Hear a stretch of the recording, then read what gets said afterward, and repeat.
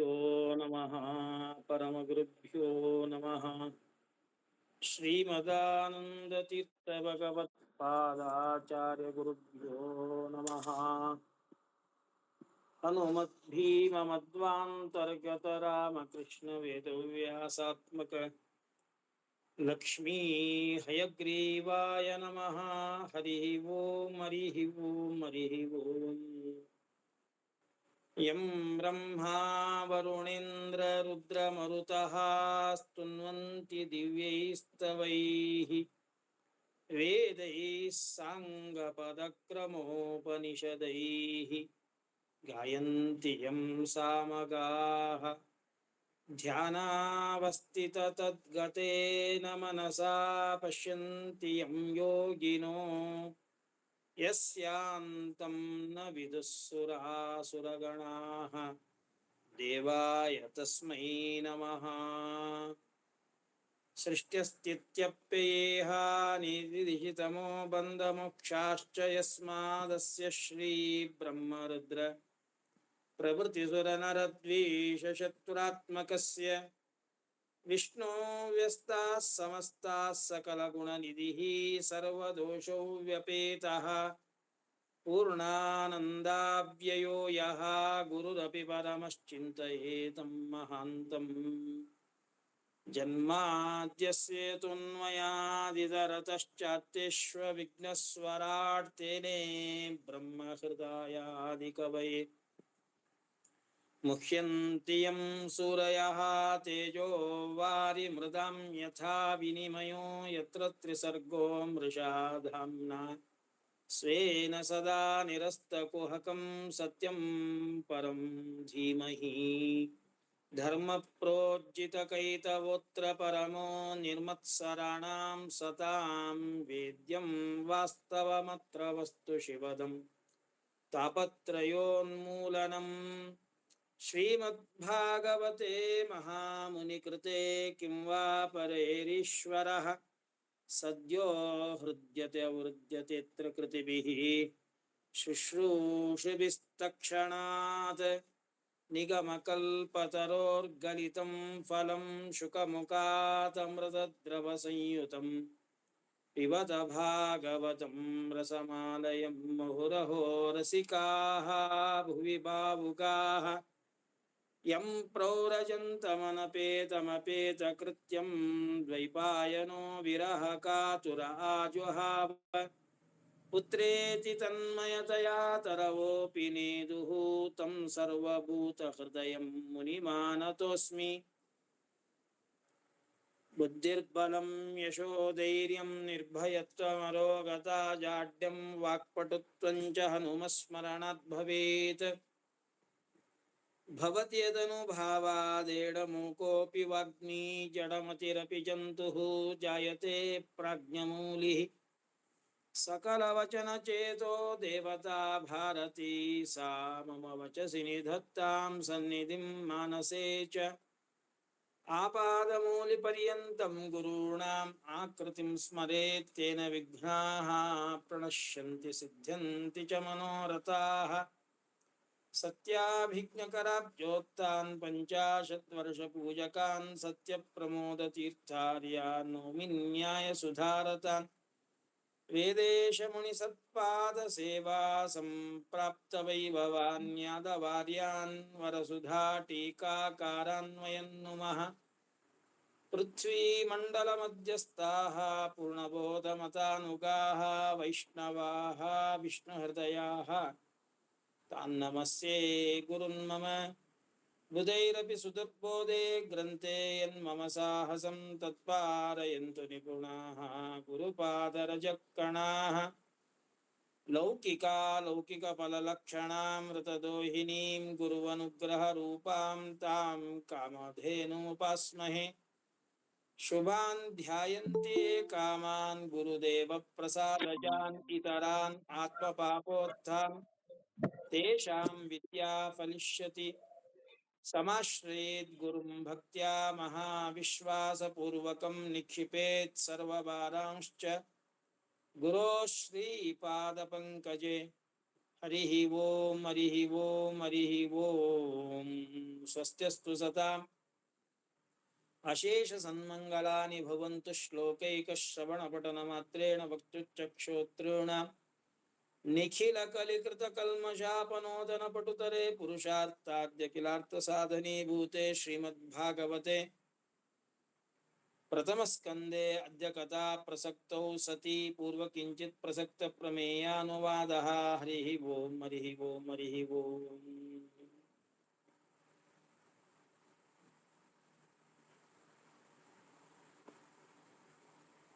ಶ್ರೀಮದ್ಭಾಗವತ ವೇದವ್ಯಾಸ ದೇವರು ಶ್ರೀಮದ್ಭಾಗವತವನ್ನ ವೇದ ವೃಕ್ಷದ ಫಲ ಹೀಗೆ ವರ್ಣನೆ ಮಾಡ್ತಾ ಇದ್ದಾರೆ.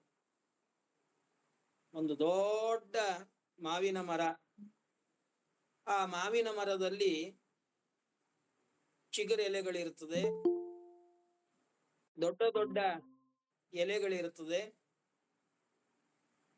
ಅದರಂತೆ ಮಾವಿನ ಕಾಯಿ, ಮಾವಿನ ಹಣ್ಣು ಆಗೋದಕ್ಕಿಂತ ಮೊದಲಿಗೆ ಹೂಗಳು ಬಿಡ್ತವೆ. ಚಿಗುರೆಲೆ, ಎಲೆಗಳು, ಹೂವ, ಆಮೇಲೆ ಹಣ್ಣು. ಹಾಗಿದ್ದ ಹಾಗೆ ಒಂದು ವೇದಗಳನ್ನೇ ದೊಡ್ಡ ವೃಕ್ಷ, ಮಾವಿನ ವೃಕ್ಷ ಅಂತ ನಾವು ಕಲ್ಪನೆಯನ್ನ ಮಾಡಿಕೊಂಡ್ರೆ, ವೇದವೆಂಬ ವೃಕ್ಷದಲ್ಲಿ ಯಾವುದು ಹಣ್ಣು ಅಂತಂದ್ರೆ ಅದಕ್ಕೆ ವೇದವ್ಯಾಸ ದೇವರು ಹೇಳ್ತಾ ಇದ್ದಾರೆ, ಶ್ರೀಮದ್ಭಾಗವತವೇ ಇದು ಹಣ್ಣು.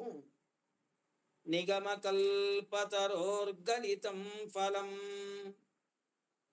ನಿಗಮ ಕಲ್ಪತರೋಹೋ, ವೇದಗಳೆಂಬತಕ್ಕಂತಹ ಒಂದು ಕಲ್ಪ ವೃಕ್ಷ, ದೊಡ್ಡ ವೃಕ್ಷ, ಏನ್ ಬೇಕಾದ್ರೂ ಕೊಡ್ತದೆ.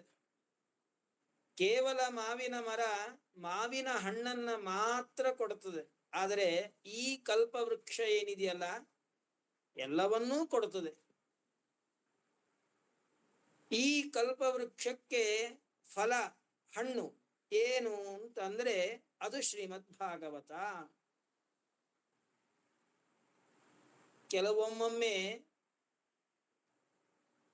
ಮರದಿಂದ ಕಾಯಿ ಇದ್ದಾಗಲೇನೆ ಅದನ್ನ ಕಿತ್ತು ಮನೆಯಲ್ಲಿ ಇಟ್ಟು ಪೌಡ್ರ್ ಹಾಕಿಯೋ ಅಥವಾ ಹುಲ್ಲು ಹಾಕಿಯೋ ಹಣ್ಣನ್ನ ಮಾಡ್ತೀವಿ. ಆ ರೀತಿಯಾಗಿ ಹಣ್ಣಾದದ್ದಲ್ಲ. ಗಲಿತಂ ಫಲಂ, ಬೀಳಿಸಲ್ಪಟ್ಟಂತಹ ಫಲ. ವೇದಗಳೆಂಬ ವೃಕ್ಷದಲ್ಲಿ ಇರುವಂತಹ ಈ ಶ್ರೀಮದ್ಭಾಗವತ ಅನ್ನುವಂತಹ ಫಲ ಏನಿದೆ, ಹಣ್ಣೇನಿದೆ, ಇದು ವೇದವ್ಯಾಸ ದೇವರೇ ರಚನೆ ಮಾಡಿ ಕೊಟ್ಟಿದ್ದಾರೆ. ಭಗವತ ಗಲಿತಂ, ಭಗವಂತನಿಂದಲೇನೆ ರಚನೆ ಮಾಡಲ್ಪಟ್ಟದ್ದು ಶ್ರೀಮದ್ಭಾಗವತ. ಅಂತಹ ಶ್ರೇಷ್ಠವಾದ ಫಲ. ಹಣ್ಣು ಬಹಳ ರುಚಿಯಾಗಿದೆ ಅಂತ ತಿಳಿಯೋದು ಹೇಗೆ ಅಂತಂದ್ರೆ, ಗಿಳಿ ಕಚ್ಚಿದ್ರೆ ಆ ಹಣ್ಣು ಬಹಳ ರುಚಿ, ಬಹಳ ಸಿಹಿ. ಈ ಯಾವ ಶ್ರೀಮದ್ಭಾಗವತ ಅನ್ನುವಂತಹ ಹಣ್ಣೇನಿದೆ, ಇದು ಶುಕಾಚಾರ್ಯರಿಂದ ಅಮೃತ ದ್ರವ ಸಂಯುತಂ, ಅಮೃತ ದ್ರವದಿಂದ ಯುಕ್ತವಾಗಿರತಕ್ಕಂಥದ್ದು. ವೇದವ್ಯಾಸ ದೇವರು ಶ್ರೀಮದ್ಭಾಗವತವನ್ನ ರಚನೆ ಮಾಡಿದ್ರೆ, ಆ ಶ್ರೀಮದ್ಭಾಗವತವನ್ನ ಶುಕಾಚಾರ್ಯರು ತಮ್ಮ ಮುಖದಿಂದ ಪರೀಕ್ಷಿತ ರಾಜನಿಗೆ ಉಪದೇಶವನ್ನ ಮಾಡಿದ್ದಾರೆ. ಹೀಗಾಗಿ ಶ್ರೀಮದ್ಭಾಗವತ ಬಹಳ ಶ್ರೇಷ್ಠವಾದದ್ದು. ಪಿಬತ ಭಾಗವತಂ ರಸಮಾಲಯಂ ಅಹುರೋ ರಸಿಕಾಃ ಭುವಿ ಭಾವುಗಾಃ. ಇಂತಹ ಶ್ರೀಮದ್ ಭಾಗವತ ಏನಿದೆ, ಈ ಹಣ್ಣು ರಸಮಾಲಯಂ, ಎಲ್ಲ ವಿಧವಾಗಿರತಕ್ಕಂತ ರಸಗಳು ಶ್ರೀಮದ್ ಭಾಗವತದಲ್ಲಿ ಇದೆ. ನವರಸಗಳು, ಅದರಲ್ಲಿಯೂ ಕೂಡ ಪ್ರಧಾನವಾಗಿರತಕ್ಕಂತ ರಸ ಇದು ಭಕ್ತಿ ರಸ. ಶ್ರೀಮದ್ ಭಾಗವತವನ್ನ ಹೇಳ್ತಾ ಇದ್ರೆ ಅಥವಾ ಶ್ರವಣವನ್ನ ಮಾಡ್ತಾ ಇದ್ರೆ ಭಗವಂತನಲ್ಲಿ ವಿಶೇಷವಾದಂತಹ ಭಕ್ತಿ ಹುಟ್ಟುತ್ತದೆ. ಹೀಗಾಗಿ ಶ್ರೀಮದ್ ಭಾಗವತ ರಸಾಲಯ, ಭಕ್ತಿಗೆ ಆಶ್ರಯವಾದದ್ದು. ದೇವರಲ್ಲಿ ಭಕ್ತಿ ಹುಟ್ಟಬೇಕಾದ್ರೆ ಶ್ರೀಮದ್ ಭಾಗವತವನ್ನ ಶ್ರವಣ ಮಾಡಬೇಕು. ಅಥವಾ ಪಿಬತ ಭಾಗವತಂ ರಸಮಾಲಯಂ, ರಸ ಅನ್ನೋ ಶಬ್ದಕ್ಕೆ ರಸೋ ವೈಸಹ, ಭಗವಂತನನ್ನೇ ರಸ ಅಂತ ಕರೆದಿದ್ದಾರೆ. ಹೀಗಾಗಿ ಭಾಗವತ ಏನಿದೆ ಇಲ್ಲಿ ಕೇವಲ ಭಗವಂತ ಭಗವದ್ಭಕ್ತರ ಕಥೆಗಳನ್ನೇ ಹೇಳಿದೆ. ಹೀಗಾಗಿ ಭಗವಂತನಿಗೆ ಶ್ರೀಮದ್ ಭಾಗವತ ಇದು ಆಶ್ರಯ. ಹೀಗಾಗಿಯೂ ಕೂಡ ಶ್ರೀಮದ್ ಭಾಗವತ ರಸಮಾಲಯಂ.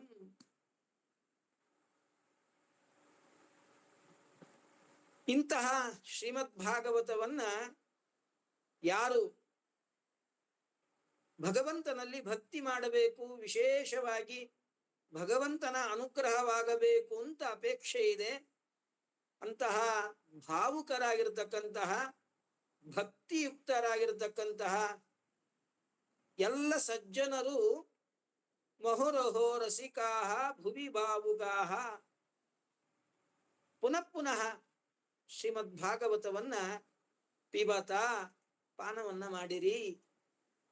ಭಗವಂತನ ಕಥಾಮೃತ ಪಾನವನ್ನ, ಕಥಾಶ್ರವಣವನ್ನ ಮೇಲಿಂದ ಮೇಲೆ ಮಾಡ್ತಾನೇ ಇರಬೇಕು. ಶ್ರೀಮದ್ ಆಚಾರ್ಯರು ಈ ವೇದ ವೃಕ್ಷದ ಫಲ ಶ್ರೀಮದ್ ಭಾಗವತ, ಈ ವೇದ ವೃಕ್ಷವನ್ನ ಶ್ರೀಮದ್ ಆಚಾರ್ಯರು ಪ್ರಮಾಣವನ್ನ ಕೊಟ್ಟು ವಿವರಣೆಯನ್ನ ಮಾಡ್ತಾರೆ. ಈ ವೇದ ಎಂಬ ವೃಕ್ಷಕ್ಕೆ ಹೂವ ಯಾವುದು, ಎಲೆಗಳು ಯಾವುದು, ಚಿಗುರೆಲೆ ಯಾವುದು, ಮತ್ತೆ ಮಹಾ ಫಲ ಯಾವುದು ಅಂತಂದ್ರೆ ಧರ್ಮ ಪುಷ್ಪ, ಅರ್ಥಪತ್ರ, ಕಾಮಪಲ್ಲವ ಸಂಯುತ, ಮಹಾಮೋಕ್ಷ ಫಲೋ ವೃಕ್ಷ ವೇದೋಯಂ ಸಮುದೀರಿತ. ವೇದ ಇದು ದೊಡ್ಡ ಒಂದು ವೃಕ್ಷ. ಧರ್ಮ, ಅರ್ಥ, ಕಾಮ, ಮೋಕ್ಷ ಚತುರ್ವಿಧ ಪುರುಷಾರ್ಥಗಳು, ಇವುಗಳೇ ಈ ಯಾವ ವೃಕ್ಷದ ಚಿಗುರೆಲೆ, ಎಲೆಗಳು, ಹೂವ ಹಾಗೂ ಫಲ ಅಂತ ಕರೆಸಿಕೊಳ್ಳುತ್ತದೆ. ಧರ್ಮ ಪುಷ್ಪ, ಅರ್ಥಪತ್ರ, ಕಾಮಪಲ್ಲವ ಸಂಯುತ. ಈ ವೇದ ವೃಕ್ಷದಲ್ಲಿ ಚಿಗುರೆಲೆ ಇಲ್ಲ ಅಂತಂದ್ರೆ ಮುಂದೆ ಎಲೆ ಆಗಲಿ, ಹೂವಾಗಲಿ, ಹಣ್ಣಾಗಲಿ ಬಿಡೋದಿಲ್ಲ. ಆ ಎಲ್ಲದಕ್ಕೂ ಕಾರಣ ಮೊದಲಿಗೆ ಚಿಗುರೆಲೆ. ಹೀಗಾಗಿ ಚಿಗುರೆಲೆಯ ಸ್ಥಾನದಲ್ಲಿ ಇರತಕ್ಕಂಥದ್ದು ಕಾಮ. ಭೀಮಸೇನ ದೇವರು ಮಹಾಭಾರತದಲ್ಲಿ ಧರ್ಮ, ಅರ್ಥ, ಕಾಮ, ಮೋಕ್ಷಗಳ ಮಧ್ಯದಲ್ಲಿ ಯಾವುದು ಶ್ರೇಷ್ಠವಾದದ್ದು ಅಂತ ಕೇಳಿದಾಗ ಅದಕ್ಕೆ ಭೀಮಸೇನ ದೇವರು ಉತ್ತರವನ್ನ ಕೊಡ್ತಾರೆ, ಕಾಮನೇ ಶ್ರೇಷ್ಠ. ಅರ್ಜುನ ಅರ್ಥ ಶ್ರೇಷ್ಠ ಅಂತ ಹೇಳಿದ್ರೆ ಭೀಮಸೇನ ದೇವರು ಹೇಳಿದ್ರು ಕಾಮ ಇದು ಶ್ರೇಷ್ಠ. ಯಾಕೆ ಅಂತಂದ್ರೆ ಎಲ್ಲದಕ್ಕೂ ಕೂಡ ಕಾಮ ಬೇಕು, ಇಚ್ಛಾ ಬೇಕು, ಸಂಕಲ್ಪ ಬೇಕು. ನಮಗೆ ಶ್ರೀಮದ್ ಭಾಗವತವನ್ನ ಕೇಳಬೇಕು ಅಂತ ಇಚ್ಛಾ ಬಂದ್ರೇನೆ ಶ್ರೀಮದ್ ಭಾಗವತವನ್ನ ಕೇಳೋದಕ್ಕೆ ಸಾಧ್ಯ. ಭಾಗವತವನ್ನ ಹೇಳಬೇಕು ಅಂತ ಇಚ್ಛಾ ಬಂದ್ರೇನೆ ಭಾಗವತವನ್ನ ಹೇಳೋದಕ್ಕೆ ಸಾಧ್ಯ. ದೇವರ ಪೂಜೆಯನ್ನ, ಸ್ನಾನ, ಸಂಧ್ಯಾ ವಂದನೆ, ಜಪ, ತಪ, ಹೋಮ, ಹವನ, ಏನೆಲ್ಲ ಸತ್ಕರ್ಮಗಳಿದೆ ಆ ಎಲ್ಲ ಸತ್ಕರ್ಮಗಳನ್ನ ಮಾಡಬೇಕಾದ್ರೆ ಮೊದಲಿಗೆ ಇಚ್ಛಾ, ನಮಗೆ ಮಾಡಬೇಕು ಅನ್ನುವಂತಹ ಅಪೇಕ್ಷೆ ಬರಬೇಕು. ಆದ್ದರಿಂದ ನಮ್ಮ ಮನಸ್ಸಿನಲ್ಲಿ ಕಾಮನೆ, ಇಚ್ಛೆ ಇದು ಅಂಕುರವಾಗಿ ಒಡೆದಾಗ, ಚಿಗುರೆಲೆ ರೂಪದಲ್ಲಿ ಸಿದ್ಧವಾದಾಗ ಅದರ ಮುಂದೆ ಸಿಗತಕ್ಕಂಥದ್ದೇ ಧರ್ಮ. ಆ ಧರ್ಮ ಪುಷ್ಪ ಬೆಳಿಬೇಕಾದ್ರೆ, ಹೂವ ಆಗಬೇಕಾದ್ರೆ ಎಲೆಗಳು ಬೇಕು. ಯಾವುದಪ್ಪ ಎಲೆಗಳು? ಅರ್ಥ, ಸಂಪತ್ತೇನಿದೆ, ಹಣ ಏನಿದೆ, ಇದು ಎಲೆಗಳಿದ್ದ ಹಾಗೆ. ಹೂವ ಬಿಡೋದಕ್ಕಿಂತ ಮೊದಲಿಗೆ ಎಲೆಗಳು ಬರ್ತದೆ. ಹಾಗಿದ್ದ ಹಾಗೆ ಯಾವುದೇ ಧರ್ಮ ಕೆಲಸಗಳನ್ನ ಮಾಡಬೇಕಾದ್ರೆ ನಮಗೆ ಏನು ಬೇಕು? ಹಣ ಬೇಕು. ಹಣ ಇಲ್ಲದಲೇ ಯಾವ ಧರ್ಮ ಕೆಲಸಗಳನ್ನು ಮಾಡಕ್ಕಾಗೋದಿಲ್ಲ, ಯಾವ ಕೆಲಸಗಳನ್ನು ಮಾಡಕ್ಕಾಗೋದಿಲ್ಲ. ಅದನ್ನೇ ಶ್ರೀಮದ್ ಭಾಗವತ ಹೇಳ್ತದೆ, ಧನಂ ಹಿ ಧರ್ಮೈಕ ಫಲಂ ಯತೋ ಸ್ಯಾತ್ ಜ್ಞಾನಂ ಸವಿಜ್ಞಾನ ಮನುಪ್ರಶಾಂತಿ. ದೇವರು ನಮಗೆ ಸಂಪತ್ತನ್ನ ಕೊಟ್ಟಿದ್ದಾನೆ. ಆ ಸಂಪತ್ತನ್ನ ನಾವೇನ್ ಮಾಡಬೇಕು? ಪುಣ್ಯ ರೂಪದಲ್ಲಿ ನಮ್ಮ ಸಂಪತ್ತನ್ನ ಕನ್ವರ್ಟ್ ಮಾಡ್ಕೊಳ್ಬೇಕು, ಬದಲಾಯಿಸ್ಕೊಳ್ಬೇಕು. ಹೇಗೆ ಬದಲಾಯಿಸ್ಕೊಳ್ಳೋದು ಅಂತಂದ್ರೆ, ದೇವರು ಕೊಟ್ಟ ಸಂಪತ್ತನ್ನ ಧರ್ಮ ಕಾರ್ಯಗಳಿಗೆ ವಿನಿಯೋಗವನ್ನ ಮಾಡಿ, ಸತ್ಕರ್ಮಗಳನ್ನ ಮಾಡೋದಕ್ಕ ಆ ಹಣವನ್ನ ಬಳಸಿ, ತನ್ಮೂಲಕವಾಗಿ ನಮ್ಮ ಹಣವನ್ನ ಪುಣ್ಯದ ರೂಪದಲ್ಲಿ ಬದಲಾವಣೆಯನ್ನ ಮಾಡಿಕೊಳ್ಬೇಕು. ಧನಂ ಹಿ ಧರ್ಮೈಕ ಫಲಂ. ದೇವರು ಕೊಟ್ಟ ಸಂಪತ್ತಿಗೆ ಫಲ ಏನಪ್ಪಾ ಅಂತಂದ್ರೆ ಧರ್ಮನೇ ಫಲ. ಧರ್ಮಗಳನ್ನ ಆಚರಣೆ ಮಾಡೋದೇನೇ ಫಲ. ದೇವರು ಹಣವನ್ನ ಕೊಟ್ಟಿದ್ದಾನೆ, ಸಂಪತ್ತನ್ನ ಕೊಟ್ಟಿದ್ದಾನೆ, ಏನ್ ಮಾಡ್ಬೇಕು? ಮಸ್ತ್ ಮಜಾ ಮಾಡ್ಬೇಕು, ಸುಖ ಪಡಬೇಕು, ತಿನ್ನಬೇಕು, ಉಣಬೇಕು, ಏನೇನೆಲ್ಲ ಬೇಕು ಅದನ್ನೆಲ್ಲ ಕೊಂಡುಕೊಳ್ಳಬೇಕು, ಸುಖವಾಗಿರ್ಬೇಕು. ಅದಕ್ಕಾಗಿ ದೇವರು ಸಂಪತ್ತನ್ನ ಕೊಟ್ಟದ್ದಲ್ಲ. ಹಾಗಾದ್ರೆ ಏನ್ ಮಾಡೋದಕ್ಕೆ? ಸತ್ಕರ್ಮಗಳನ್ನ ಮಾಡೋದಕ್ಕೆ, ದಾನ ಧರ್ಮಾದಿಗಳನ್ನ ಮಾಡೋದಕ್ಕಾಗಿ ಸಂಪತ್ತನ್ನ ಕೊಟ್ಟಿದ್ದಾನೆ. ಆದ್ದರಿಂದ ಅರ್ಥ ಇದು ಪತ್ರ ಇದ್ದ ಹಾಗೆ. ಆ ಪತ್ರಗಳು ಎಷ್ಟು ಬಲಿಷ್ಠವಾಗ್ತದೆ, ಬಲಿಷ್ಠವಾದಾಗ ಆ ಎಲೆಗಳ ಮಧ್ಯದಲ್ಲಿ ಹೂಗಳು ಬಿಡುತ್ತದೆ. ಹಾಗಿದ್ದ ಹಾಗೆ ಸಂಪತ್ತು ನಮ್ಮಲ್ಲಿ ಬಲಿಷ್ಠವಾಗಿದ್ದಾಗ ಆ ಬಲಿಷ್ಠವಾದ ಸಮೃದ್ಧವಾದ ಸಂಪತ್ತನ್ನ ನಾವು ಧರ್ಮ ಕಾರ್ಯಗಳಿಗೆ ಉಪಯೋಗಿಸಬೇಕು. ಧರ್ಮ ಪುಷ್ಪ. ಈ ವೇದವೆಂಬ ವೃಕ್ಷದಲ್ಲಿ ಪುಷ್ಪಗಳು ಯಾವುದು ಅಂದ್ರೆ ನಾವು ಮಾಡುವಂತಹ ಧರ್ಮಾಚರಣೆಗಳೇ ಪುಷ್ಪಗಳು. ನಿರಂತರವಾಗಿ ನಮ್ಮ ನಮ್ಮ ವರ್ಣಾಶ್ರಮಗಳಿಗೆ ಉಚಿತವಾದ ಸತ್ಕರ್ಮಗಳನ್ನ, ದಾನ ಧರ್ಮಾದಿಗಳನ್ನ ಮಾಡ್ತಾ ಇದ್ರೆ ಅದರಿಂದ ಭಗವಂತನ ಅಪರೋಕ್ಷ ಜ್ಞಾನವಾಗಿ, ಆ ಅಪರೋಕ್ಷ ಜ್ಞಾನ ಮೂಲಕವಾಗಿ ಮಹಾಮೋಕ್ಷ ಫಲ, ಭಾರೀ ಸಂಸಾರದಿಂದ ನಿವೃತ್ತನಾಗಿ ಸ್ವರೂಪಾನಂದಾವಿರ್ಭಾವ ರೂಪವಾದಂತಹ ಮಹಾಮೋಕ್ಷ ಏನಿದೆ ಅದೇ ಫಲ. ಆ ಫಲವನ್ನ ಹೊಂದುತ್ತಾನೆ. ಆ ಫಲ ನಮಗೆ ಸಿಗಬೇಕಾದ್ರೆ ಶ್ರೀಮದ್ ಭಾಗವತವನ್ನ ಶ್ರವಣವನ್ನ ಮಾಡಬೇಕು. ಭಕ್ತಿಯಿಂದ ಭಾಗವತವನ್ನ ಶ್ರವಣ ಮಾಡಬೇಕು. ಎಲ್ಲಿ ತನಕ ಶ್ರವಣ ಮಾಡಬೇಕು? ಪಿಬತ ಭಾಗವತಂ ರಸಮಾಲಯಂ. ಎಲ್ಲಿ ತನಕ ಶ್ರೀಮದ್ ಭಾಗವತವನ್ನ ಶ್ರವಣ ಮಾಡಬೇಕು?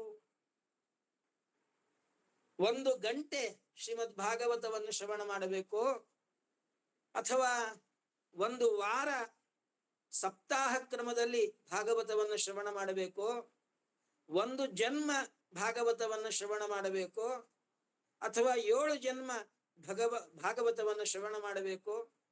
ಎಷ್ಟು ಜನ್ಮಗಳ ಕಾಲ ನಾವು ಶ್ರೀಮದ್ ಭಾಗವತವನ್ನು ಶ್ರವಣ ಮಾಡಬೇಕು ಅಂತಂದ್ರೆ ಅದಕ್ಕೆ ಭಾಗವತನೇ ಉತ್ತರ ಕೊಡುತ್ತದೆ. ಆಲಯಂ ಪಿಬತ. ಆಲಯಂ, ಆಲಯಂ, ಆ ಸಮಂತಾತ್ ಲಯಂ, ಎಲ್ಲಿವರೆಗೆ ನಮಗೆ ಮೋಕ್ಷ ಸಿಗೋದಿಲ್ಲ, ಎಲ್ಲಿವರೆಗೆ ಭಗವಂತನ ಅಪರೋಕ್ಷ ಜ್ಞಾನ ಆಗೋದಿಲ್ಲ, ಅಲ್ಲಿವರೆಗೂ ಮೋಕ್ಷ ಪರ್ಯಂತರವಾಗಿಯೂ ಕೂಡ ಶ್ರೀಮದ್ ಭಾಗವತವನ್ನು ಶ್ರವಣ ಮಾಡುತ್ತಾನೇ ಇರಬೇಕು.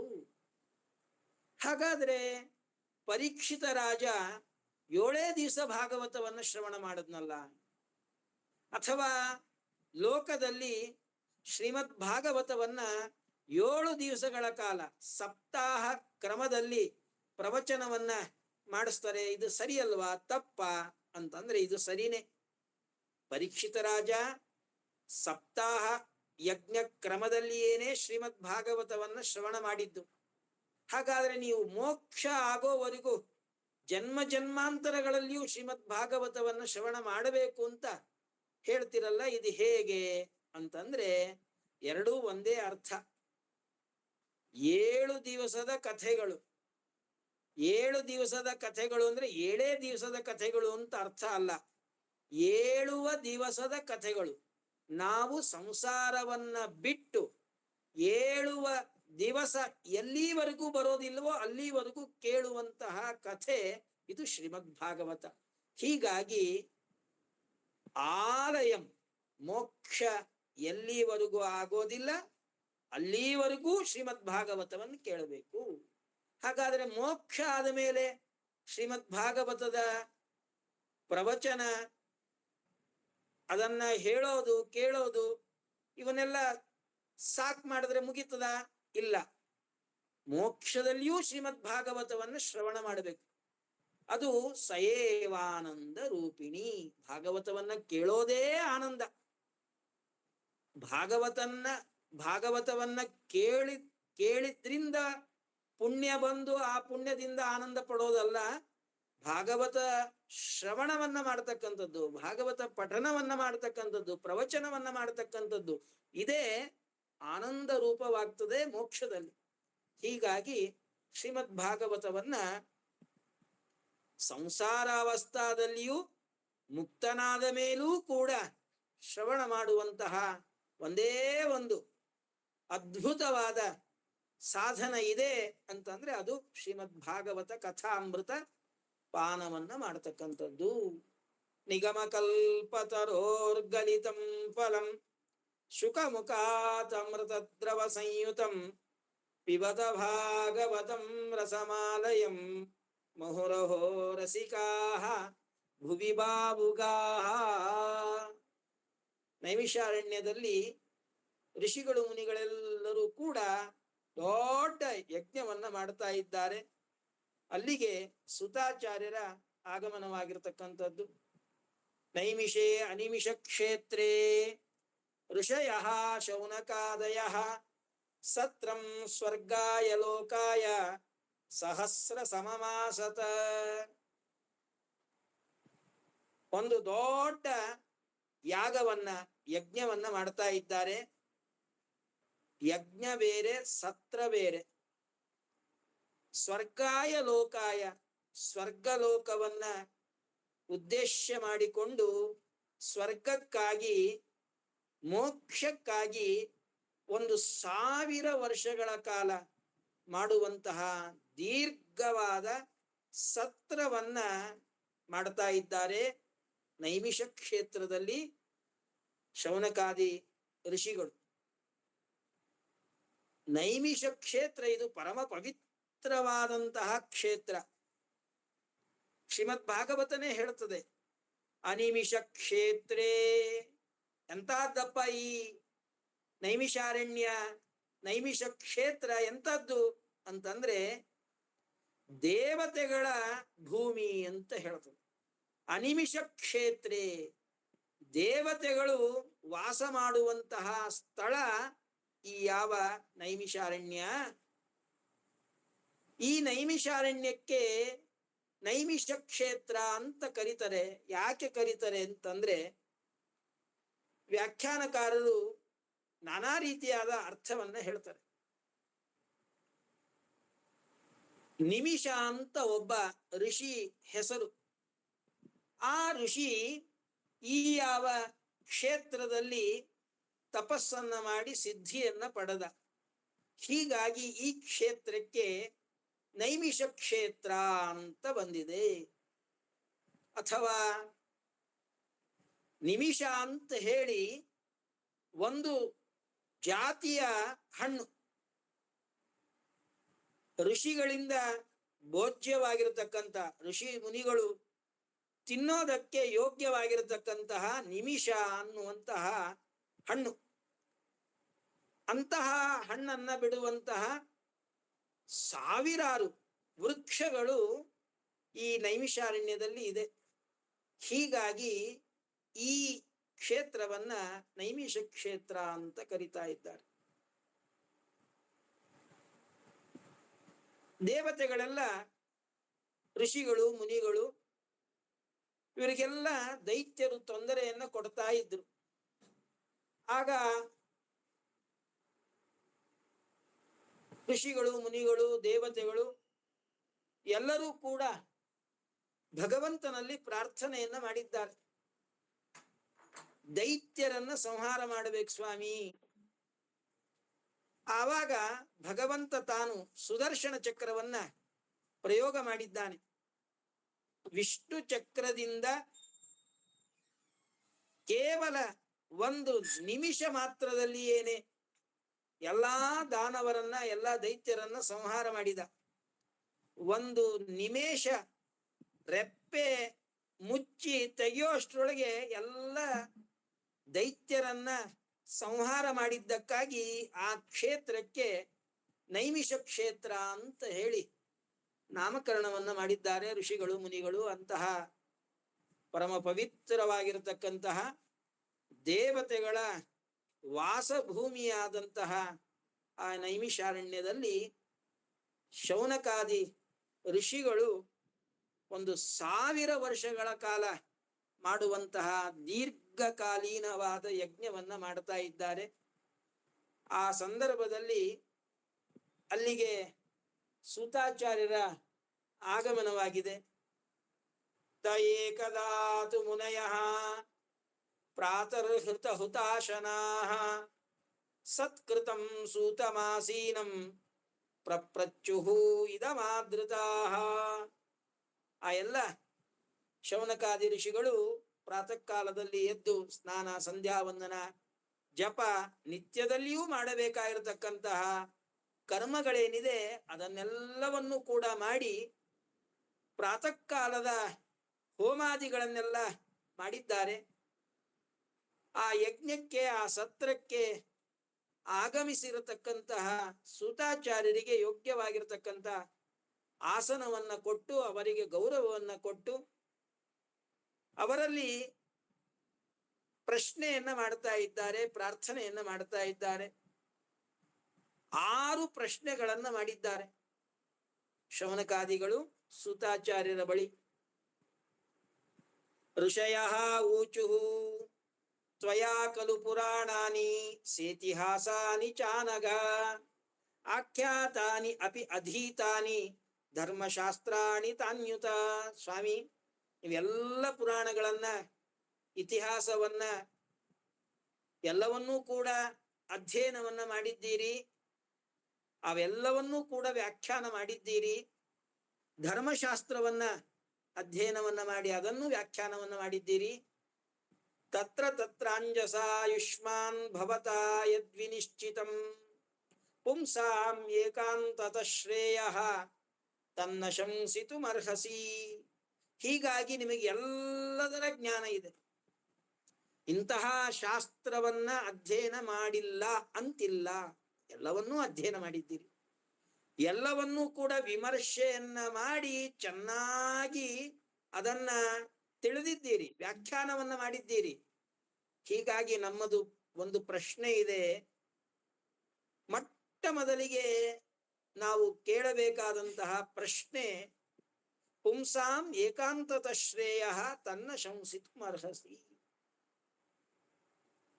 ಸಾಧಕನಾಗಿರತಕ್ಕಂತಹ ವ್ಯಕ್ತಿಗೆ ಏಕಾಂತತ ಶ್ರೇಯ, ಶ್ರೇಯ ಅಂದ್ರೆ ಒಳ್ಳೆಯದು, ಸುಖ. ಏಕಾಂತತ ಶ್ರೇಯ, ಸ್ವಲ್ಪವೂ ದುಃಖವಿಲ್ಲದೆ ಇರತಕ್ಕಂತಹ ಸುಖ, ಮೋಕ್ಷ. ಇದು ಏನ್ ಮಾಡಿದ್ರೆ ಸಿಗತ್ತೆ? ಏನು ಉಪಾಯವನ್ನ ಮಾಡಬೇಕು? ಶ್ರೇಯಸ್ಸಿಗೆ ಸಾಧನವಾದದ್ದು ಯಾವುದು? ಶ್ರೇಯ ಅನ್ನೋ ಶಬ್ದಕ್ಕೆ ಮೋಕ್ಷ ಅಂತ ಅರ್ಥ. ಮೋಕ್ಷಕ್ಕೆ ಸಾಧನವಾದದ್ದು ಏನ್ ಮಾಡಿದ್ರೆ ಮೋಕ್ಷ ಸಿಗತ್ತೆ ಅದನ್ನು ಮೊದಲಿಗೆ ಹೇಳ್ರಿ. ಯಾಕಂದ್ರೆ ನೀವು ಎಲ್ಲ ಶಾಸ್ತ್ರಗಳನ್ನ ಚೆನ್ನಾಗಿ ಕೂಲಂಕುಷವಾಗಿ ಅಧ್ಯಯನವನ್ನ ಮಾಡಿ ಅದಕ್ಕೆ ವ್ಯಾಖ್ಯಾನವನ್ನ ಮಾಡಿದ್ದೀರಿ. ಹೀಗಾಗಿ ನಿಮಗೆ ನಿಶ್ಚಯವಾಗಿಯೂ ಕೂಡ ಮೋಕ್ಷಕ್ಕೆ ಸಾಧನ ಯಾವುದು ಅನ್ನೋದು ಗೊತ್ತಿದೆ. ಹೀಗಾಗಿ ಮೋಕ್ಷ ಸಾಧನವನ್ನ, ಮುಮುಕ್ಷುವಿಗೆ ಮುಖ್ಯವಾಗಿ ಮೋಕ್ಷ ಸಾಧನ ಯಾವುದು ಅದನ್ನ ತಿಳಿಸಬೇಕು ಅಂತ ಮೊದಲನೆಯ ಪ್ರಶ್ನೆಯನ್ನ ಕೇಳಿದ್ದ. ಪ್ರಾಯೇಣ ಅಲ್ಪಾಯುಷೋ ಮರ್ತ್ಯಾಃ ಕಲೋ ಅಸ್ಮಿನ್ ಯುಗೆ ಜನಾಃ ಮಂದಾಃ ಸುಮಂದ ಮತಯಃ ಮಂದವಾಗ್ಯಾಶ್ಚುಪದ್ರುತಾಃ. ಎಲ್ಲವನ್ನೂ ಅಧ್ಯಯನ ಮಾಡಬೇಕು, ಎಲ್ಲವನ್ನೂ ಓದಬೇಕು ಅಂತಂದ್ರೆ ಸಾಧ್ಯ ಇಲ್ಲ. ಜಿಸ್ಟ್ ಏನಿದೆ ಅದನ್ನು ಹೇಳಿಬಿಟ್ಟು. ಯಾಕೆ ಎಲ್ಲವನ್ನು ಓದೋದಿಕ್ಕಾಗೋದಿಲ್ಲ ಅಂತಂದ್ರೆ, ಅಷ್ಟೆಲ್ಲ ಶಾಸ್ತ್ರಗಳನ್ನ ಓದೋ ಅಷ್ಟು ನಮಗೆ ಆಯುಷ್ಯ ಇಲ್ಲ. ಪ್ರಾಯೇಣ ಅಲ್ಪಾಯುಷೋ ಮರ್ತ್ಯಾಹ. ಕೃತತ್ರೇತ ದ್ವಾಪರ ಯುಗಗಳಲ್ಲಿ ಬಹಳ ವರ್ಷಗಳ ಕಾಲ ಬದುಕ್ತಾ ಇದ್ರು. ಕೃತಯುಗದಲ್ಲಿ 1,00,000 ವರ್ಷ ಬದುಕ್ತಾ ಇದ್ರಂತೆ. ತ್ರೇತಾಯುಗದಲ್ಲಿ 10,000 ವರ್ಷಗಳ ಕಾಲ ಬದುಕ್ತಾ ಇದ್ರಂತೆ. ದ್ವಾಪರ ಯುಗದಲ್ಲಿ 1,000 ವರ್ಷಗಳ ಕಾಲ ಬದುಕ್ತಾ ಇದ್ರಂತೆ.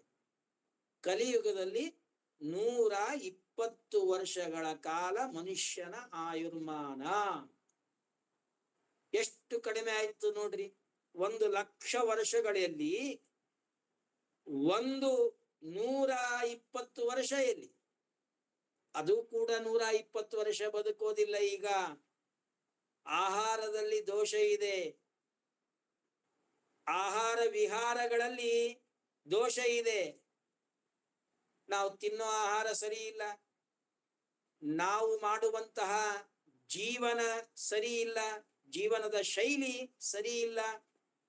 ಹೀಗಾಗಿ 120 ವರ್ಷನೂ ಬದುಕೋದಿಲ್ಲ.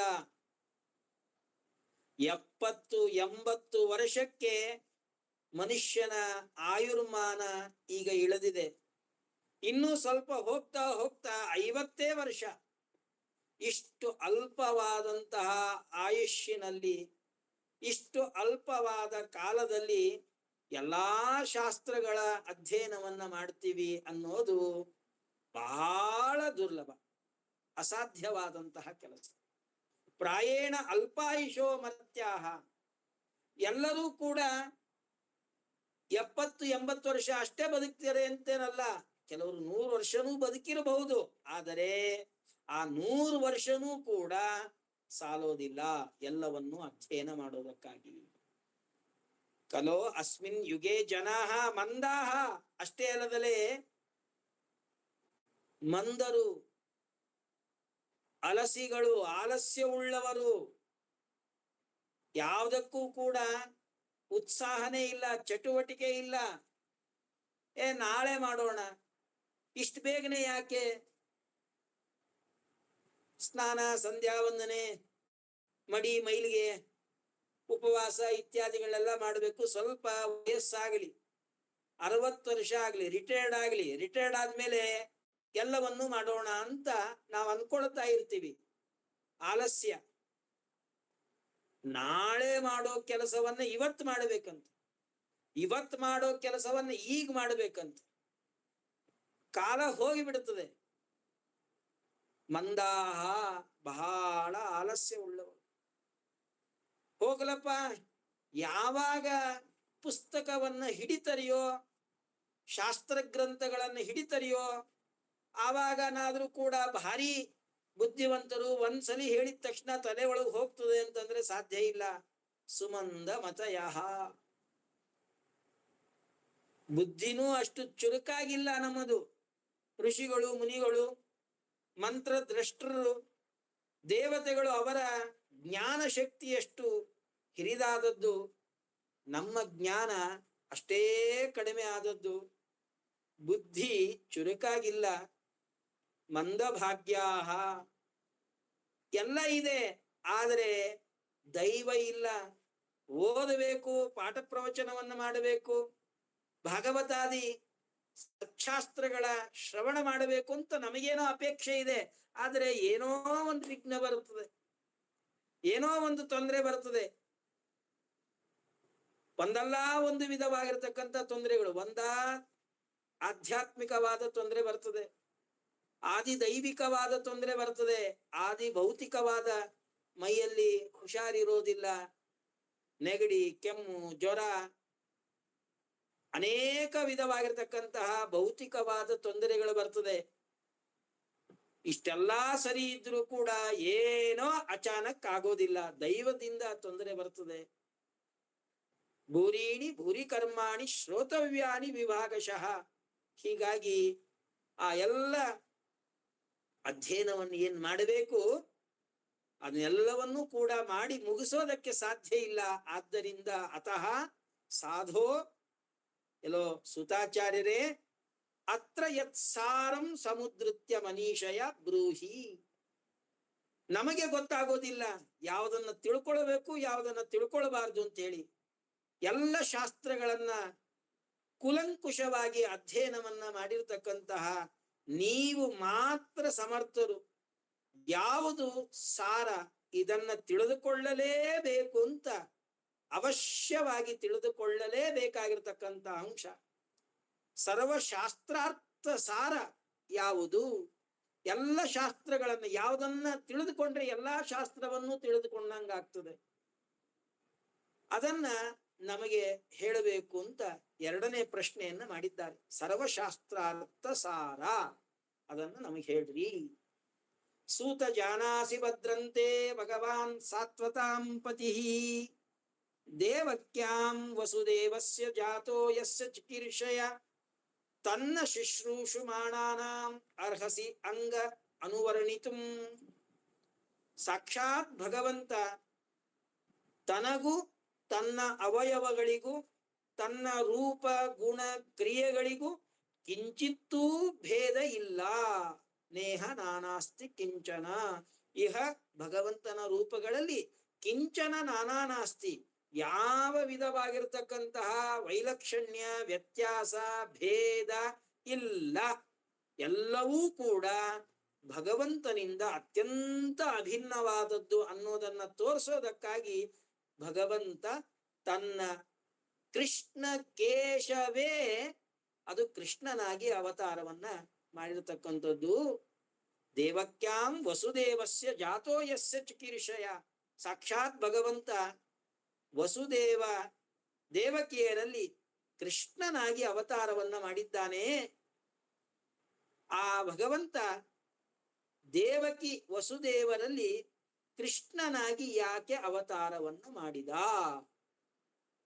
ಕೃಷ್ಣಾವತಾರದ ಕಥೆಯನ್ನ ಹೇಳ್ರಿ ಅಂತ ಹೇಳಿ, ಶುಶ್ರೂಷುಮಾಣಾನಾಂ, ನಾವು ನಿಮ್ಮ ಸೇವಕರು, ನಿಮ್ಮ ಶುಶ್ರೂಷಾದಿಗಳನ್ನ ಮಾಡತಕ್ಕಂಥವ್ರು. ಆದ್ದರಿಂದ ನಮಗೆ ನೀವು ಉಪದೇಶವನ್ನ ಮಾಡಬೇಕು. ಯಾರ್ಯಾರಿಗೋ ಉಪದೇಶ ಮಾಡೋದಲ್ಲ, ನಿಮ್ಮಲ್ಲಿ ಯಾರಿಗೆ ವಿಶ್ವಾಸ ಇದೆ ಅವರಿಗೆ ನೀವು ಉಪದೇಶವನ್ನ ಮಾಡಬೇಕು. ನಾವು ಆ ಉಪದೇಶವನ್ನ ಕೇಳಿ ಈ ಕಿವಿಯಿಂದ ಕೇಳಿ ಈ ಕಿವಿಯಿಂದ ಬಿಡೋದಲ್ಲ.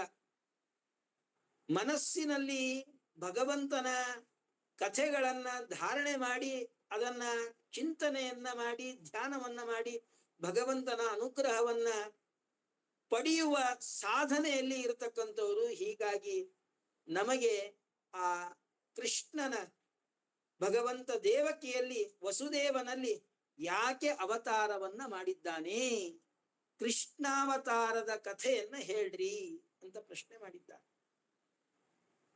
ಕೋವಾ ಭಗವತಸ್ತಸ್ಯ ಪುಣ್ಯ ಶ್ಲೋಕೇಡ್ಯ ಕರ್ಮಣಃ ಶುದ್ಧಿ ಕಾಮ ನ ಶೃಣುಯಾತ್ ಯಶಃ ಕಲಿಮಲಾಪಹಂ. ಯಾರಿಗೆ ಮನಸ್ಸು ಶುದ್ಧವಾಗಬೇಕು ಅಂತ ಅಪೇಕ್ಷೆ ಇರ್ತದೆ. ಯಾಕೆ ಮನಸ್ಸಿನ ಶುದ್ಧಿ ಬೇಕು? ದೇವರು ನಮ್ಮ ಮನಸ್ಸಿನಲ್ಲಿ ಬಂದು ಕೂಡಬೇಕಾದ್ರೆ ಮನಸ್ಸು ಸ್ವಚ್ಛವಾಗಿರಬೇಕು.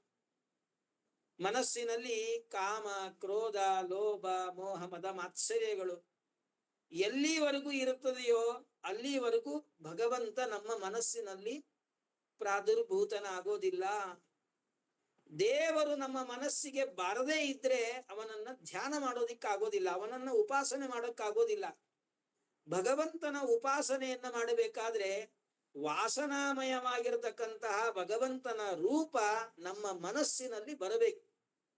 ಆ ವಾಸನಾಮಯವಾದಂತಹ ಭಗವಂತನ ರೂಪ ನಮ್ಮ ಮನಸ್ಸಿನಲ್ಲಿ ಬರಬೇಕಾದ್ರೆ ನಮ್ಮ ಮನಸ್ಸು ಸ್ವಚ್ಛವಾಗಬೇಕು. ಧ್ರುವರಾಜರಿಗೆ ಕಣ್ಣು ಮುಚ್ಚಿ ದೇವರ ಧ್ಯಾನವನ್ನ ಮಾಡಬೇಕಾದಾಗ ಆ ಭಗವಂತ ಮನಸ್ಸಿನಲ್ಲಿ ತೋರ್ತಾ ಇದ್ದಾನೆ, ಕಾಣಿಸ್ತಾ ಇದ್ದಾನೆ, ದರ್ಶನವನ್ನ ಕೊಡ್ತಾ ಇದ್ದಾನೆ. ಹಾಗೆ ನಮ್ಮ ಮನಸ್ಸಿನಲ್ಲಿ ಭಗವಂತ ದರ್ಶನವನ್ನ ಕೊಡಬೇಕಾದ್ರೆ ಮೊದಲಿಗೆ ನಮ್ಮ ಮನಸ್ಸು ಇದನ್ನ ಸ್ವಚ್ಛ ಮಾಡಬೇಕು. ಅದಕ್ಕಾಗಿಯೇ ದೇವರ ಪೂಜೆಯನ್ನ ಮಾಡಬೇಕಾದಾಗ ದೇವರಲ್ಲಿ ಒಂದು ಪ್ರಾರ್ಥನೆಯನ್ನ ಮಾಡ್ತೀವಿ. ಇಮೇ ಸೋಮಾಹ ಅಲಂಕೃತಾಹ ತೇಷಾಂ ಪಾಹಿ ಶ್ರುದೀಹವಂ. ಸೋಮ ಅನ್ನೋ ಶಬ್ದಕ್ಕೆ ಚಂದ್ರ ಅಂತ ಅರ್ಥ. ಚಂದ್ರನಿಂದ ಅಭಿಮನ್ಯಮಾನವಾದದ್ದು ಮನಸ್ಸು. ಇಮೇ ಸೋಮಾಹ ಅಲಂಕೃತಾಹ, ಈ ಮನಸ್ಸೇನಿದೆಯಲ್ಲ ಇದನ್ನ ಸ್ವಚ್ಛವಾಗಿ ಕಾಮ, ಕ್ರೋಧ, ಲೋಭ, ಮೋಹ, ಮದ, ಮಾತ್ಸರ್ಯಗಳು ಏನಿದೆ ಅರಿಷಡ್ ವರ್ಗಗಳು ಮನಸ್ಸಿನ ಹೊಲಸು, ಇದನ್ನೆಲ್ಲ ಸ್ವಚ್ಛ ಮಾಡಿ ಶುದ್ಧವಾಗಿ ಅಲಂಕಾರವನ್ನ ಮಾಡಿದ್ದೇನೆ ಸ್ವಾಮಿ, ಈ ಮನಸ್ಸಿನಲ್ಲಿ ಬಂದು ನೀನು ಸನ್ನಿಹಿತನಾಗು ಅಂತ ಹೇಳಿ ದೇವರಲ್ಲಿ ಪ್ರಾರ್ಥನೆ ಮಾಡೋದು. ಮನಸ್ಸು ಶುದ್ಧವಾಗಬೇಕಾದ್ರೆ ದೇವರ ಕಥೆಗಳನ್ನ ಕೇಳ್ತಾ ಇರಬೇಕು. ಎಷ್ಟು ದೇವರ ಕಥೆಗಳನ್ನ ಕೇಳ್ತಾ ಕೇಳ್ತಾ ಹೋಗ್ತೀವೋ ಮನಸ್ಸು ಅಷ್ಟು ಶುದ್ಧವಾಗ್ತಾ ಹೋಗ್ತದೆ. ಶುದ್ಧಿ ಕಾಮಃ ಕೋವಾ ನ ಶೃಣುಯಾತ್. ಯಾರಿಗೆ ಮನಸ್ಸು ಶುದ್ಧವಾಗಬೇಕು, ಸ್ವಚ್ಛವಾಗಬೇಕು ಅಂತ ಅಪೇಕ್ಷೆ ಇದೆಯೋ ಅಂತಹ ವ್ಯಕ್ತಿ ಯಾರು ತಾನೇ ಭಗವಂತನ ಕಥೆಗಳನ್ನ ಕೇಳೋದಿಲ್ಲ. ಆ ಭಗವಂತನ ಕಥೆಗಳು ಏನ್ ಮಾಡ್ತದೆ? ಯಶಃ ಕಲಿ ಮಲಾಪಹಂ. ಕಲಿಕೃತವಾಗಿರತಕ್ಕಂತಹ ದೋಷಗಳನ್ನೆಲ್ಲ ಕಳೀತದೆ. ನಮಗೆ ಕಾಮಕ್ರೋಧಾದಿಗಳೆಲ್ಲವೂ ಕೂಡ ನಮ್ಮ ಮನಸ್ಸಿನಲ್ಲಿರೋದು ಯಾಕೆ? ಕಲಿಯುಗ ಇದು. ಒಬ್ಬರ ಮೇಲೆ ಕಾಮ, ಒಬ್ಬರ ಮೇಲೆ ಮೋಹ, ಮದ, ಒಬ್ಬರ ಮೇಲೆ ಮಾತ್ಸರ್ಯ, ಇವೆಲ್ಲವೂ ಕೂಡ ನಮಗೆ ಯಾಕೆ ಬಂದಿದೆ? ಕಲಿಯುಗ. ಕಲಿಯುಗದ ಮಹಿಮೆ ಹಿಂದೆ ಕೃತ, ತ್ರೇತ, ದ್ವಾಪರ ಯುಗಗಳಲ್ಲಿ ಕಾಮಕ್ರೋಧಾದಿಗಳು ಅದು ಅಲ್ಪ ಮಟ್ಟದಲ್ಲಿದ್ವು. ಈಗ ಕಾಮಕ್ರೋಧಾದಿಗಳೇ ಬಹಳ ಹೆಚ್ಚಾಗಿ ಬಿಟ್ಟಿದೆ. ಮನುಷ್ಯ ಬೆಳಿತಾ ಬೆಳಿತಾ ಬೆಳಿತಾ ತನ್ನಲ್ಲಿರ್ತಕ್ಕಂಥ ಕಾಮಕ್ರೋಧಾದಿಗಳು ಕೂಡ ಬೆಳಿತಾ ಹೋಗ್ತದೆ. ಸಣ್ಣ ಮಗು ಇದ್ದಾಗ ಕಾಮಕ್ರೋಧಾದಿಗಳು ಇರೋದಿಲ್ಲ. ಆ ಮಗುಗೆ ತನ್ನವ್ರು ಯಾರು, ಪರವರು ಯಾರು ಇದು ಗೊತ್ತಿರೋದಿಲ್ಲ. ನಾನು ಈ ವಸ್ತುವನ್ನ ಅಪೇಕ್ಷೆ ಮಾಡಬೇಕು, ಇದು ನನಗೆ ಬೇಕು ಅನ್ನುವಂತ ಅಪೇಕ್ಷೆ ಇರೋದಿಲ್ಲ. ಯಾವುದ್ರ ಮೇಲೂ ಮೋಹ ಇರೋದಿಲ್ಲ, ಯಾರ ಮೇಲೂ ಮಾತ್ಸರ್ಯ ಇರೋದಿಲ್ಲ. ಆದ್ರೆ ಮನುಷ್ಯ ಬೆಳಿತಾ ಬೆಳಿತಾ ಕಾಮಕ್ರೋಧಾದಿಗಳೆಲ್ಲ ಬೆಳೀತದೆ. ಇವೆಲ್ಲವನ್ನು ಕಳೆದುಕೊಳ್ಳಬೇಕಾದ್ರೆ ಭಗವಂತನ ಕಥೆಗಳನ್ನ ನಿರಂತರವಾಗಿ ಕೇಳ್ತಾ ಇರಬೇಕು. ಹೀಗಾಗಿ ತಸ್ಯ ಕರ್ಮಾಣಿ ಉದಾರಾಣಿ ಪರಿಗೀತಾನಿ ಸೂರಿಭಿಹಿ ಬ್ರೂಹಿನ ಶ್ರದ್ಧದಾನಾನಾಂ ಲೀಲೆಯ ದದತ ಕಲಾಹ. ನಮಗೆ ದೇವರ ಕಥೆಗಳನ್ನ ಕೇಳೋದ್ರಲ್ಲಿ ಭಾರೀ ಶ್ರದ್ಧಾ. ಎಷ್ಟು ಕೇಳಿದ್ರು ಮತ್ತೆ ಕೇಳಬೇಕು ಮತ್ತೆ ಕೇಳಬೇಕು ಅನ್ನುವಂತಹ ಅಪೇಕ್ಷೆ ನಮಗೆ. ಹೀಗಾಗಿ ಮನಸ್ಸಿನ ಶುದ್ಧಿಗಾಗಿ ಆ ಕೃಷ್ಣ ಪರಮಾತ್ಮ ತಾನು ಬಾಲ್ಯದಲ್ಲಿ ತಾರುಣ್ಯದಲ್ಲಿ ಎಲ್ಲ ಅವತಾರ ಸಮಾಪ್ತಿ ಆಗುವವರೆಗೂ ಕೂಡ ಏನೆಲ್ಲ ಅದ್ಭುತವಾದ ಲೀಲೆಗಳನ್ನ ಮಹಿಮೆಗಳನ್ನ ತೋರಿದ, ಅವನೆಲ್ಲವನ್ನೂ ಕೂಡ ನಮಗೆ ಬಹಳ ವಿಸ್ತಾರವಾಗಿ ಹೇಳಬೇಕು ಅಂತ ಪ್ರಾರ್ಥನೆಯನ್ನ ಮಾಡ್ತಾ ಇದ್ದಾರೆ. ಆ ಭಗವಂತನ ಕೃಷ್ಣನ ಉತ್ಕೃಷ್ಟವಾದ ಮಹಿಮೆಗಳನ್ನ ಶ್ರದ್ಧಾವಂತರಾದಂತಹ ನಮಗೆ ಆಸಕ್ತಿ ಇದೆ ದೇವರ ಕಥೆಗಳನ್ನ ಕೇಳೋದ್ರಲ್ಲಿ. ನಾವು ಅಟ್ಲಗಡೆ ಇಟ್ಲಗಡೆ ಗಮನವನ್ನ ಕೊಡೋದಿಲ್ಲ, ಕೇವಲ ಕಥೆಗಳನ್ನ ಕೇಳೋದ್ರಲ್ಲಿಯೇ ನಮ್ಮ ಮನಸ್ಸನ್ನ ಕೊಡ್ತೀವಿ. ಹೀಗಾಗಿ ನಮಗೆ ಆ ಕೃಷ್ಣನ ಅದ್ಭುತವಾದ ಬಾಲಲೀಲೆಗಳನ್ನ ಅವನ ಮಹಿಮೆಗಳನ್ನ ಹೇಳ್ರಿ ಅಂತ 4ನೇ ಪ್ರಶ್ನೆಯನ್ನ ಮಾಡಿದ್ದಾರೆ. ಅಥಾಖ್ಯಾಹಿ ಹರೇರ್ಧೀಮನ್ ಅವತಾರ ಕಥಾ ಶುಭಾಃ ಲೀಲಾ ವಿದದತ ಸ್ವೈರಂ ಈಶ್ವರಸ್ಯ ಆತ್ಮಮಾಯೆಯ. ಅಥಾಖ್ಯಾಹಿ ಅನಂತರದಲ್ಲಿ ಆ ಭಗವಂತನ ಮತ್ಸ್ಯಾದಿ ಅವತಾರದ ಕಥೆಗಳನ್ನು ಹೇಳಿ. ಮತ್ಸ್ಯ, ಕೂರ್ಮ, ವರಾಹ, ನಾರಸಿಂಹ, ರಾಮ, ನಾರಸಿಂಹ, ವಾಮನ, ಭಾರ್ಗವ, ರಾಮ, ಕೃಷ್ಣ, ಕಲ್ಕಿ, ಹೀಗೆ ಭಗವಂತ 10 ಹಲವಾರು ಅವತಾರಗಳನ್ನ ಮಾಡಿದ್ದಾನೆ. ದಶರೂಪಿಣೆ, ದಶಸಹಸ್ರ ರೂಪಿಣೆ, ಅವಿಕಾರಿಣೆ, ಸ್ಫುಟಮನಂತ ರೂಪಿಣೆ, ಅನಂತಾನಂತ ಭಗವಂತನ ರೂಪಗಳಿದೆ. 10 ರೂಪಗಳಿದೆ, 100 ರೂಪಗಳಿದೆ. ಹೀಗೆ ಭಗವಂತ ಅನೇಕ ಅವತಾರಗಳನ್ನು ಏನ್ ಮಾಡಿದ್ದಾನೆ.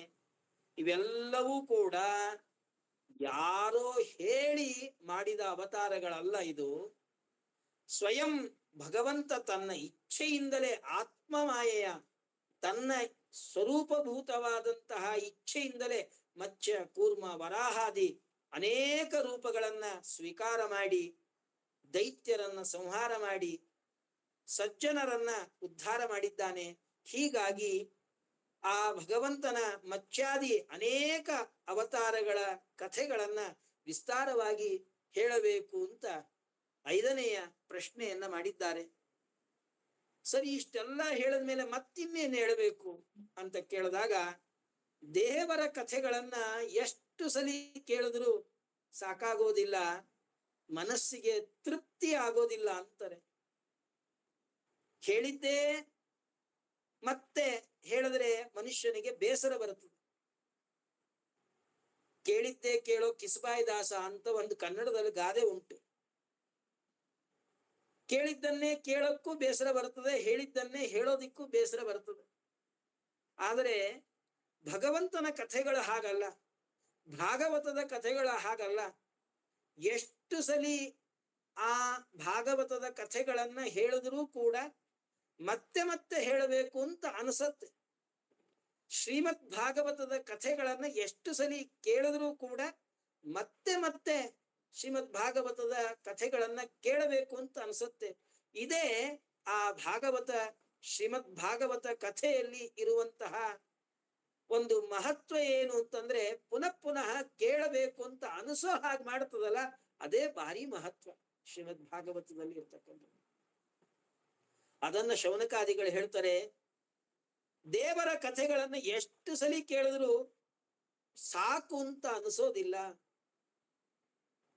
ಶ್ರವಣವು ಮನಕಾನಂದವೀವುದು, ಭವಜನಿತ ದುಃಖಗಳ ಕಳೆವುದು, ವಿವಿಧ ಭೋಗಗಳ ಇಹ ಪರಂಗಳಲಿತ್ತು ಸಲಹು.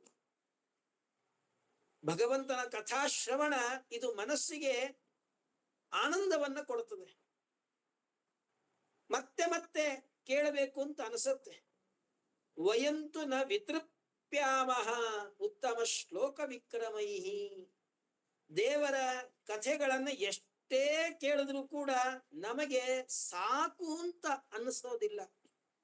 ಯತ್ ಶೃಣ್ವತಾಂ ರಸಜ್ಞಾನ. ಭಗವಂತನ ಕಥೆಗಳನ್ನ ಕೇಳಿ ಕೇಳಿ ಕೇಳಿ ಕೇಳಿ ಆ ಭಗವಂತನ ಕಥೆಗಳಲ್ಲಿ ಇರತಕ್ಕಂತಹ ಸ್ವಾರಸ್ಯವನ್ನ ಯಾರು ಅನುಭವಿಸಿರ್ತಾರೆ ಅವರಿಗೆ ಎಷ್ಟು ಬಾರಿ ದೇವರ ಕಥೆಗಳನ್ನು ಹೇಳಿದ್ರು ಕೂಡ ಸಾಕು ಅಂತ ಅನಿಸೋದಿಲ್ಲ. ಯಾಕೆ ಅಂತಂದ್ರೆ ಭಾಗವತ ಹೇಳ್ತದೆ, ಸ್ವಾದು ಸ್ವಾದು ಪದೇ ಪದೇ. ಒಂದೊಂದು ಪದಗಳಲ್ಲಿಯೂ ಕೂಡ ಅಷ್ಟು ಸ್ವಾರಸ್ಯ ತುಂಬಿದೆ. ಶ್ರೀಮದ್ ಭಾಗವತದ ಪ್ರತಿಯೊಂದು ಶ್ಲೋಕಗಳಲ್ಲಿ, ಪ್ರತಿಯೊಂದು ಅರ್ಧ ಶ್ಲೋಕಗಳಲ್ಲಿ, ಪ್ರತಿಯೊಂದು ಪದಗಳಲ್ಲಿಯೂ ಕೂಡ ಭಗವಂತನ ಮಹಿಮೆ ತುಂಬಿಕೊಂಡಿದೆ. ಹೀಗಾಗಿ ದೇವರ ಕಥೆಗಳನ್ನು ಎಷ್ಟೇ ಕೇಳಿದ್ರು ಕೂಡ ನಮಗೆ ಮತ್ತೆ ಕೇಳಬೇಕು, ಮತ್ತೆ ಕೇಳಬೇಕು. ಹೀಗಾಗಿ ಬ್ರೂಹಿ ಯೋಗೇಶ್ವರೇ ಕೃಷ್ಣೆ ಬ್ರಹ್ಮಣ್ಯೇ ಧರ್ಮ ಕರ್ಮಣಿ ಸ್ವಾಂ ಕಾಷ್ಟಾಂ ಅಧುನೋಪೇತೆ ಧರ್ಮಕ್ಕಂ ಶರಣಂ ಗತಃ. ಕೊನೆಯ ಪ್ರಶ್ನೆಯನ್ನ ಕೇಳ್ತಾ ಇದ್ದಾರೆ, 6ನೆಯ ಪ್ರಶ್ನೆಯನ್ನ ಕೇಳ್ತಾ ಇದ್ದಾರೆ. ಯೋಗೇಶ್ವರ, ಯೋಗ ನಿಯಾಮಕ ಭಗವಂತ.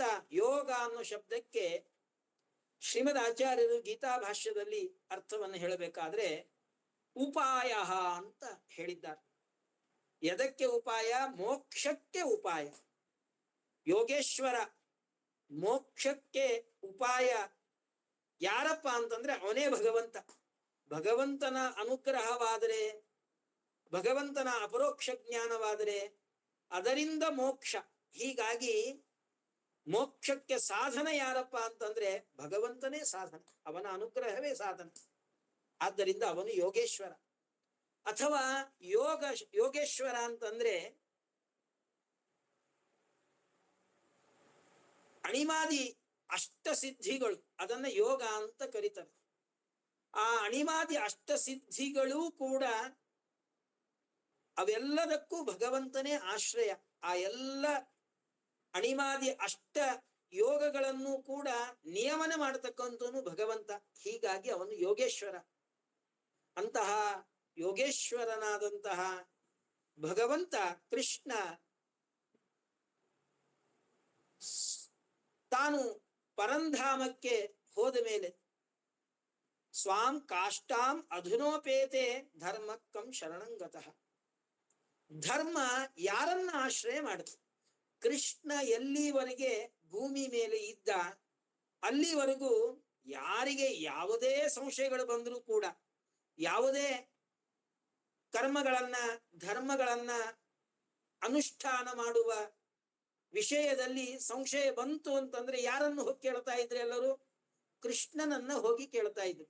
ಕೃಷ್ಣ, ನಮಗೆ ಈ ಸಂಶಯ ಬಂದಿದೆ, ನಾವು ಹೇಗ್ ಮಾಡಬೇಕು, ನಾವು ಹೇಗೆ ಈ ವ್ರತವನ್ನ ಮಾಡಬೇಕು, ಈ ಕರ್ಮವನ್ನ ಹೇಗ್ ಮಾಡಬೇಕು, ಈ ಅನುಷ್ಠಾನವನ್ನ ಹೇಗ್ ಮಾಡಬೇಕು ಅಂತ ಹೇಳಿ ಯಾರಿಗೆ ಯಾವುದೇ ಧರ್ಮದ ಬಗ್ಗೆ ಪ್ರಶ್ನೆ ಬಂದರೂ ಕೂಡ ಎಲ್ಲರೂ ಕೂಡ ಧರ್ಮಕೃತ್ ಧರ್ಮಭೃತ್ ಧರ್ಮಿ, ಧರ್ಮಕ್ಕೆ ಆಶ್ರಯನಾಗಿರ್ತಕ್ಕಂಥ ಕೃಷ್ಣನಲ್ಲಿಯೇನೇ ಹೋಗಿ ಕೇಳ್ತಾ ಇದ್ರು.